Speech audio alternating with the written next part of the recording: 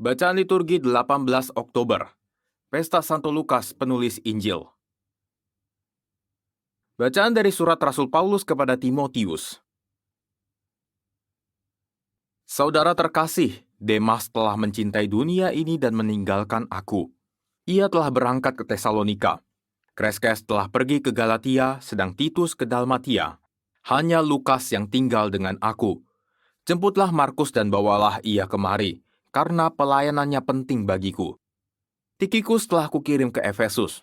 Jika engkau kemari, bawalah juga jubah yang kutinggalkan di Troas di rumah Karpus, dan juga kitab-kitabku, terutama perkamen itu. Alexander, tukang tembaga itu telah banyak berbuat kejahatan terhadap aku. Tuhan akan membalasnya menurut perbuatannya. Hendaklah engkau juga waspada terhadap dia, karena dia sangat menentang ajaran kita.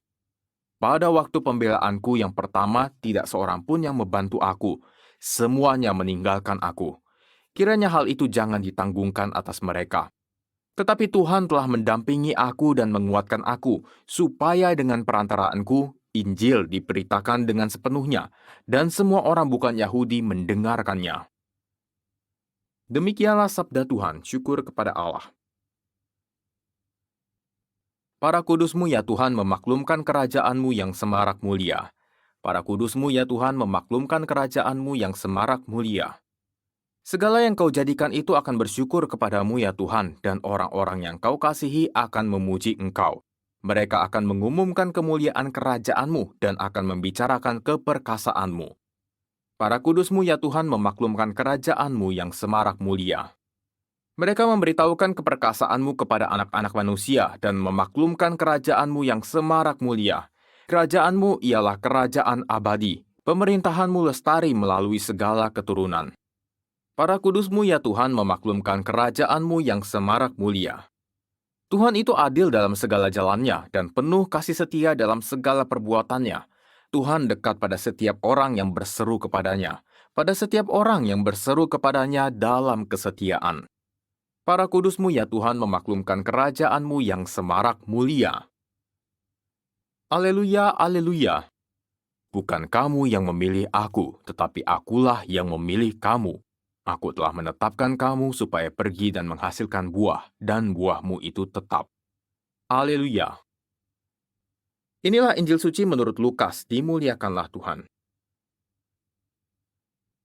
Pada suatu hari, Tuhan menunjuk 70 murid, lalu mengutus mereka berdua-dua mendahuluinya ke setiap kota dan tempat yang hendak dikunjunginya.